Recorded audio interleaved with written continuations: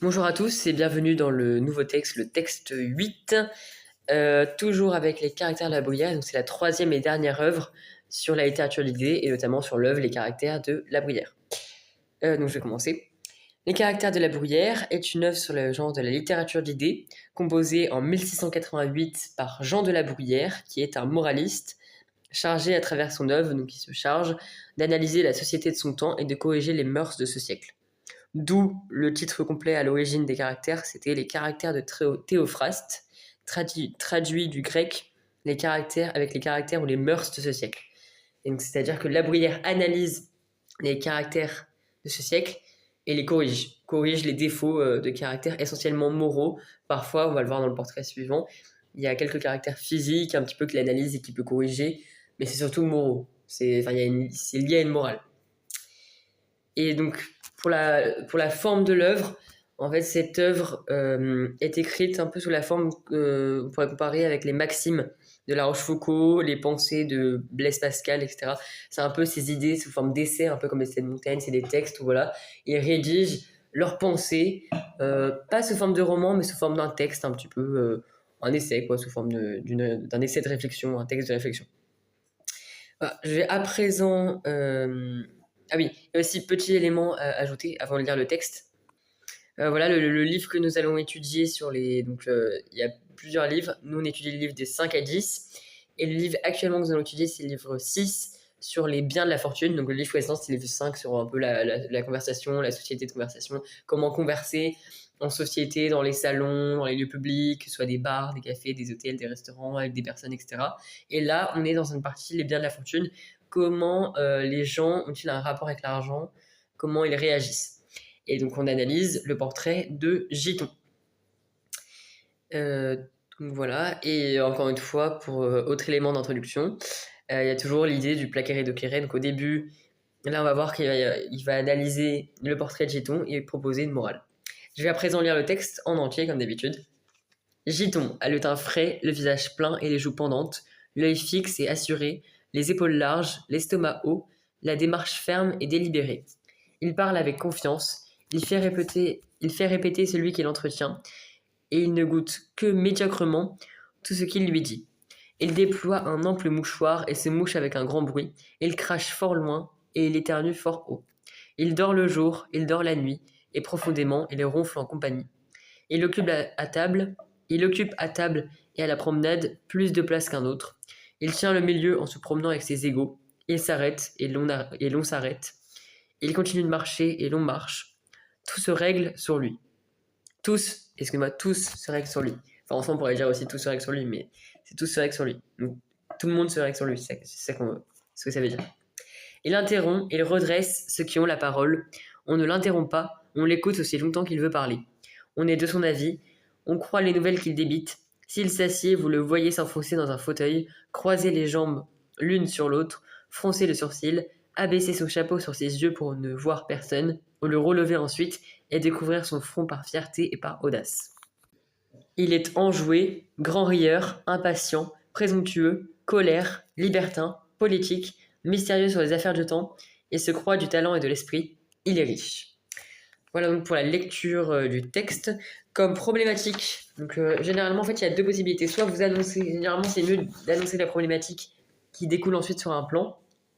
J'avais dû le dire dans le premier texte. Soit vous annoncez le plan qui en découle sur la problématique. Donc c'est-à-dire, soit vous faites les problématiques, vous posez une question, et dans les problématiques, il y a les parties. Soit vous dites partie 1, nous verrons ça, partie 2, nous verrons ça. Et à partir de ces parties, enfin de ces mouvements, vous formulez une problématique. Donc on peut se demander. Il y a des méthodes. Donc par exemple, là, je peux faire, pour changer d'habitude, je vais d'abord faire les mouvements. Donc tout d'abord, on remarque des lignes 1 à 3. Non, même pas 1 et 2, les deux premières lignes. Il y a le premier mouvement où il y a la description, enfin l'analyse du portrait physique de Giton. Il analyse vraiment son physique, donc au niveau du visage, un peu du corps aussi, mais surtout le visage. Il y a un peu le corps, effectivement.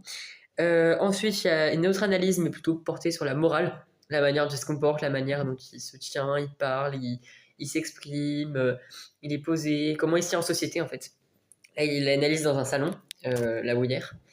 Et enfin, comme d'habitude, la partie docere, hein, l'instruction, la morale.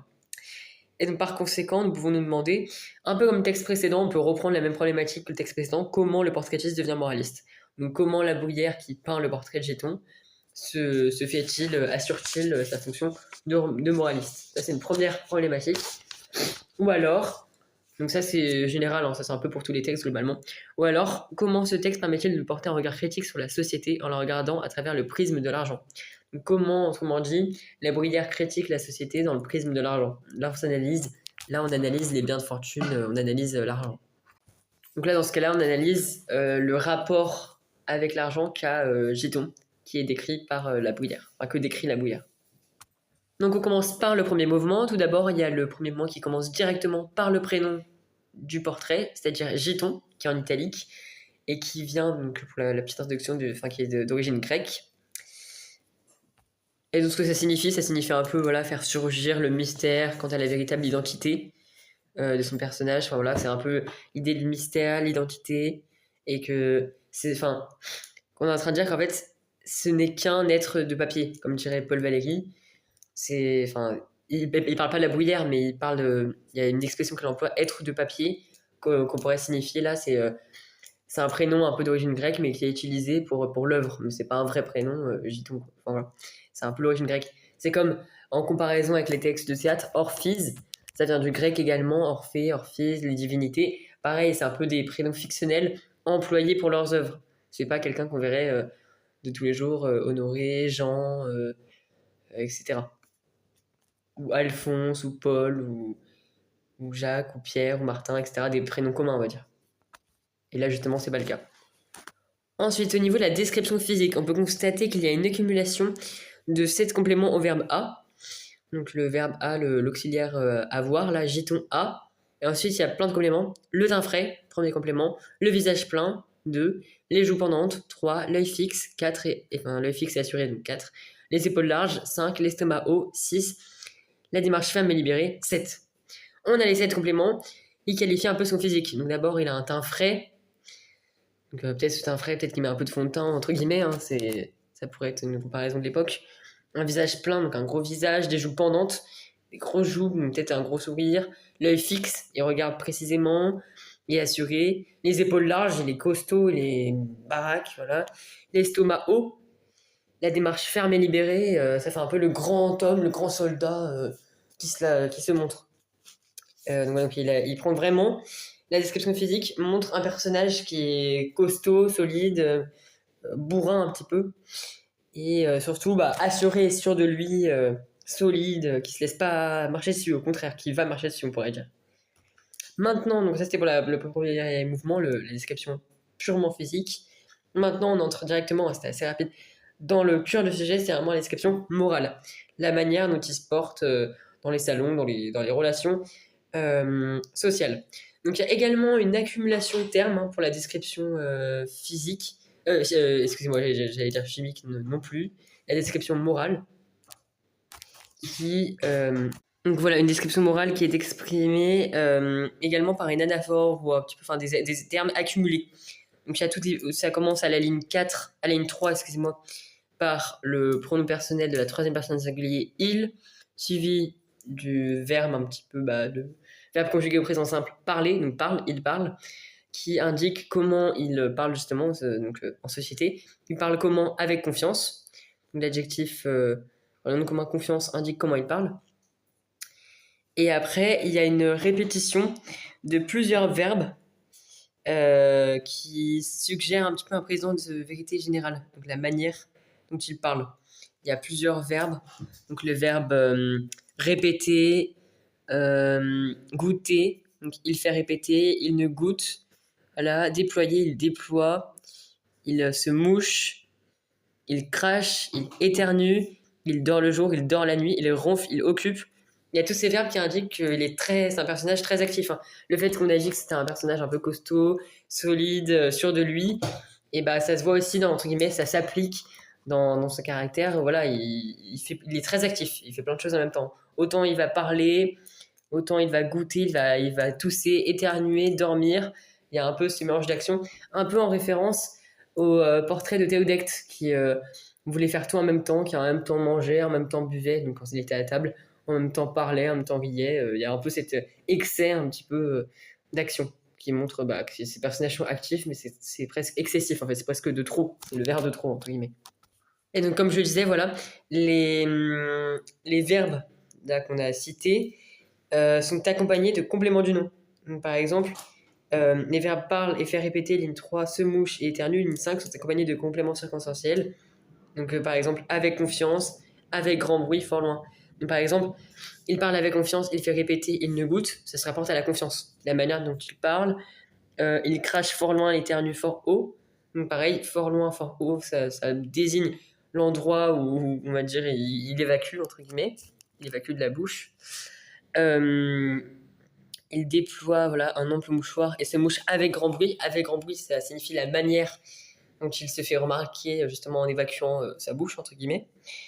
Donc c'est tout, ça se lie au verbe en fait. C'est vraiment des compléments de verbe.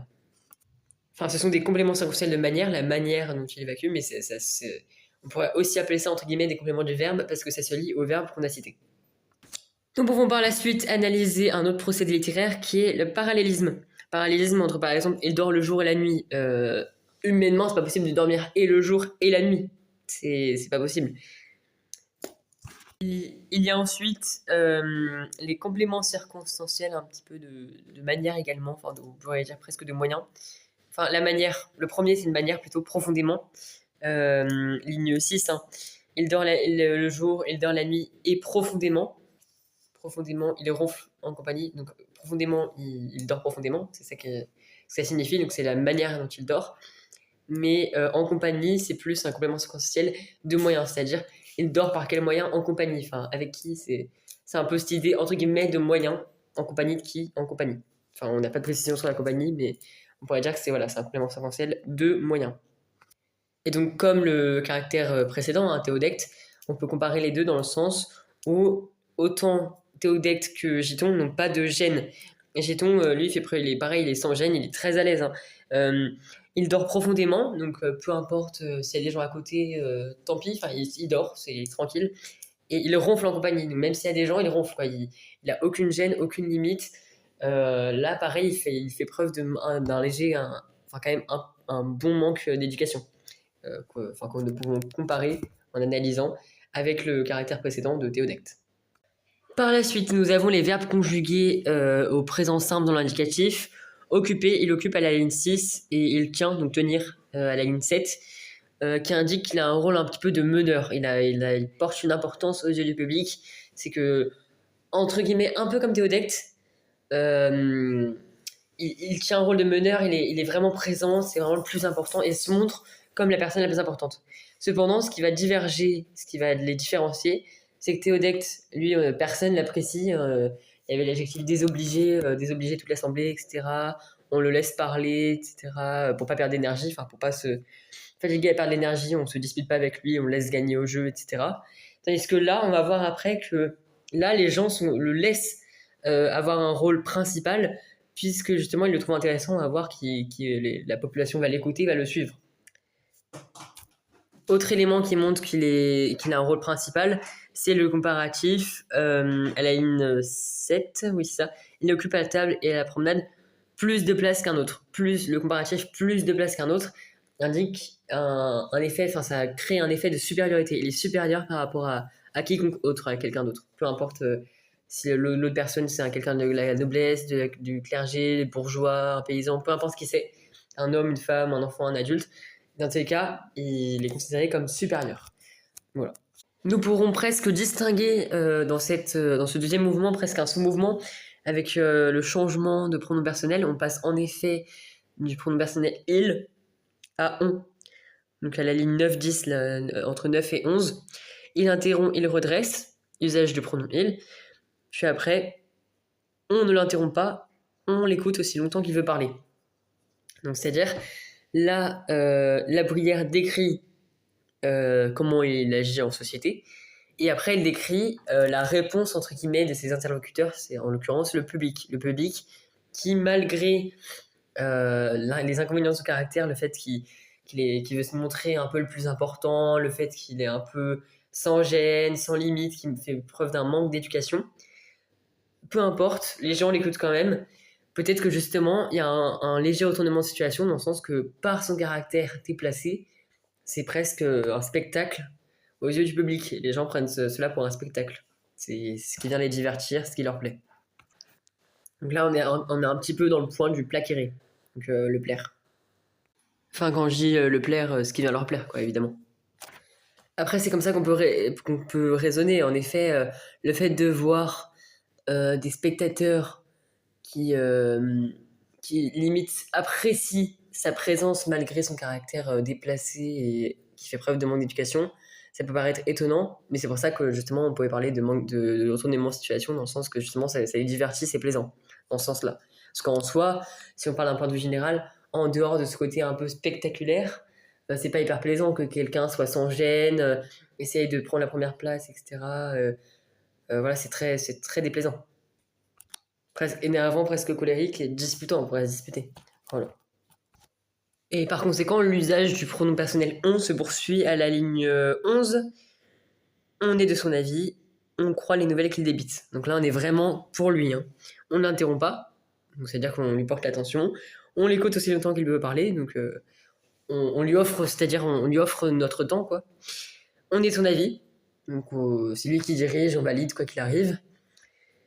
On n'a pas de discernement, entre guillemets, et on croit les nouvelles qu'il débite, même s'il dit des sottises et des vanités, comme l'aurait dit auparavant Théodecte, on va quand même l'écouter parce que, du coup, on déclare, enfin, on peut supposer ce qui correspond, hein, que ça divertit, c'est drôle, c'est comique, c'est plaisant, quoi.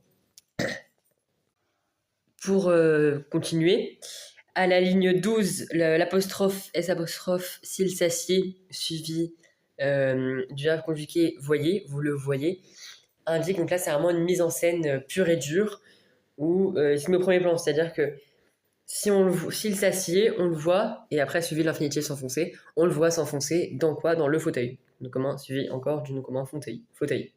Donc s'il s'assied, on le voit, donc c'est vraiment tout le monde l'admire quoi. S'il s'assied, on va voir s'enfoncer son fauteuil, c'est presque une mise en scène théâtrale, c'est presque un objet de théâtre quoi. C'est parce que ce que ça signifie, c'est qu'en fait la population l'admire en train de s'asseoir. Il n'y a rien d'original. C'est peut-être la manière dont tu vas le faire qui est originale. C'est pour ça que en fait, et les personnes ne sont pas dupes. Hein. Il fait ça pour attirer l'attention, sûrement. Ce qu'on veut hypothéser, ce qui correspond, hein, ce qui est adéquat de penser.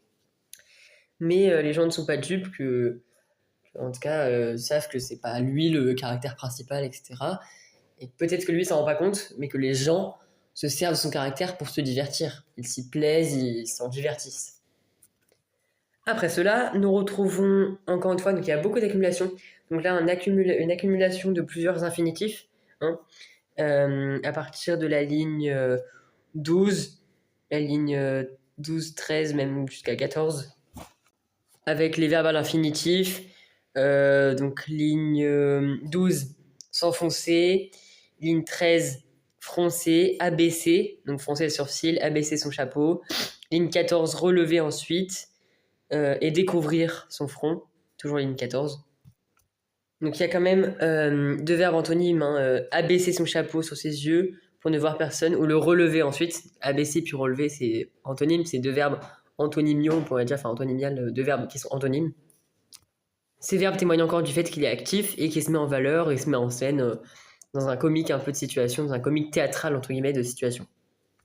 Et enfin, les noms communs fierté et audace sont la raison de toutes ces actions qu'il déploie. Il les déploie comment? Par fierté, enfin dans quel but? Par fierté, par audace, pour se mettre en avant, pour se mettre en valeur. Il croit qu'aux yeux du public, c'est un peu une star d'Hollywood, entre guillemets, il pense que c'est une grande personne, une grande personnalité, alors qu'en fait, il se rend pas compte que juste les gens, on pourrait dire familièrement, se foutent de sa gueule, enfin, c'est-à-dire, dans le sens, les personnes se raillent de lui, elles usent de son caractère pour s'en divertir, encore une fois, s'y plaire. Voilà pour le deuxième mouvement. Et maintenant, nous arrivons dans une phase de conclusion avec le troisième et dernier mouvement, donc des lignes 15 à 17, donc les deux dernières lignes, enfin 15 et 17, donc on va dire les 3, les 2, 3, où là, c'est la partie moralisatrice. Donc, entre guillemets, moi, je pense que je tiendrai, c'était subjectif, mais la plus importante, où il apporte la morale, c'est la correction du mœurs, que nous allons analyser tout de suite. Et enfin, bah, évidemment, on finit sur une belle note grammaticale avec la morale de la Bruyère qui finit également sur une accumulation de termes, donc une accumulation, enfin une énumération. Parce qu'en fait, à chaque fois, en fait, je disais accumulation, énumération, dans le sens, c'est la même chose. Dans le sens, c'est tout ce qu'on a vu dans le texte, c'était des énumérations parce qu'il y a plusieurs termes à coller. Mais on pourrait aussi dire accumulation parce que c'est des termes qui s'accumulent. Donc en soi, énumération, c'est juste le fait d'énumérer les termes. Ou accumulation, c'est les accumuler. Donc en soi, c'est pareil, c'est la même chose. C'est comme quand je disais lecture linéaire et analytique, c'est la même chose. En soi, ça revient au même. Ça désigne la même chose au final. Et par conséquent, il y a une énumération de 8 attributs du sujet se rapportant au pronom personnel de la troisième personne singulier il. Je cite, il est enjoué. Donc 1, premier attribut du sujet, il est enjoué. 2, grand rieur. 3, impatient. 4, présomptueux. 5, colère, donc on pourrait dire colérique. 6, libertin. 7, politique. Et 8, mystérieux, entre parenthèses, sur les affaires du temps. Donc là, c'est un peu à chaque fois, c'est les bilans. Hein. Les dernières parties de la Bruyère, c'est un peu des bilans. Et là, il fait le bilan de son caractère, ce qu'il est vraiment. Et ensuite, il y a une distinction entre le verbe être, enfin comment dire, l'adverbe, non pas l'adverbe, l'auxiliaire, excusez-moi, être, il est donc conjugué au présent simple indicatif à la ligne 15, séparé, donc c'est une première proposition assez complexe, hein, assez longue avec tous ces attributs de sujet, séparé, donc c'est séparé, donc relié par une juxtaposition, par la ponctuation, le point virgule, donc juxtaposé à l'autre proposition, qui est, je cite, il se croit du talent et de l'esprit. Donc c'est deux propositions séparées ou reliées par une ponctuation, autrement dit. Ça peut dire dans les deux sens, soit elles sont séparées par une ponctuation, soit on peut dire qu'elles sont reliées par la ponctuation.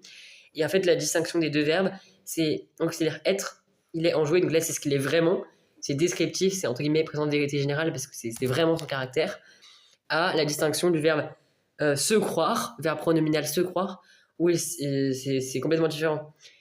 La Bruyère nous montre ce qu'il est vraiment comparé à ce qu'il pense être. Il se croit du talent et de l'esprit. C'est ce qu'on a dit tout au long du texte. Hein. Il croyait qu'il était très ingénieux, qu'il avait de l'esprit, que c'est une grande célébrité, une grande star, voilà, alors qu'en fait, une grande personnalité, alors qu'en fait, pas du tout. Donc, il croit à ça, alors qu'en fait, non, c'est pas le cas. Et enfin, la dernière phrase la dernière phrase simple, il est riche, vient conclure le texte et apporte, donc ça c'est un peu pour la conclusion, j'en viens à la conclusion, voilà, conclusion, c'est que ça apporte la réponse à tout on pourrait dire ce pompeux, pour faire référence au premier texte sur la Bruyère, le texte 6, à ce pompeux galimatia, à ce brouhaha de paroles, ces paroles brouillées, etc.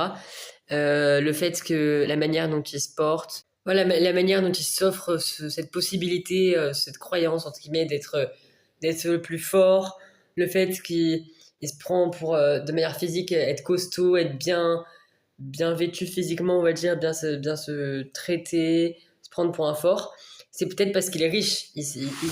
Pour lui, comme il est riche, il est riche.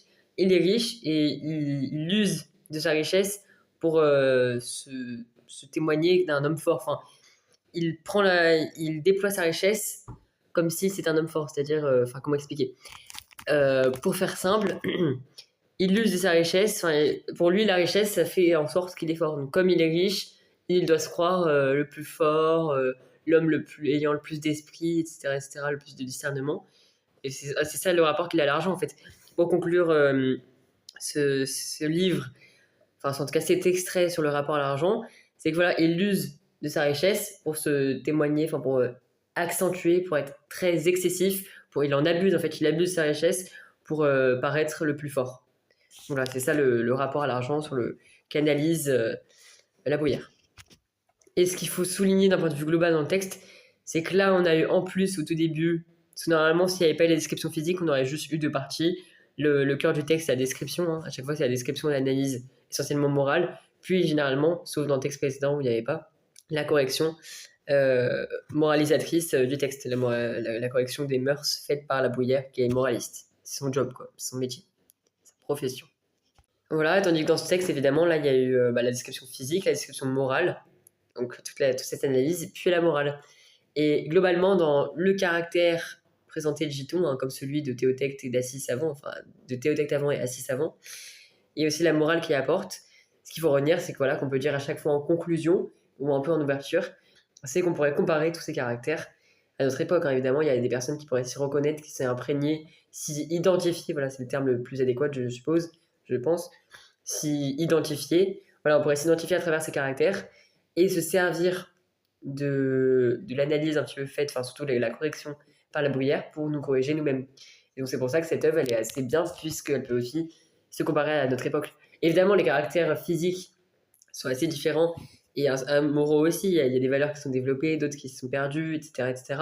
Mais globalement, on peut retenir que nous pouvons analyser, comparer cette œuvre aussi à notre époque. C'est pour ça qu'il serait euh, intelligent de dire, entre guillemets, enfin, ce serait pas mal pour la petite anecdote, de dire que ce serait bien qu'un écrivain écrive les caractères de ce siècle, de notre siècle, de notre époque. Il pourrait s'écrire, en fait, qui pourrait se transcrire de génération en génération pour constater l'évolution, justement. Après, évidemment, la formulation et les idées seraient bien évidemment différentes, sûrement. On pourrait garder peut-être une formulation similaire, mais les idées seraient différentes. Voilà, donc ça c'est une première ouverture, le plus générale, hein, qui s'applique un peu à tous les textes de la Bruyère. Après, une autre ouverture, ça peut être un petit peu sur le siècle à cette époque, qui a des ouvertures historiques, des analyses, enfin voilà. Voilà. Je vous remercie pour votre attention et votre écoute. La vidéo s'achève et prochain texte, texte 9. Merci.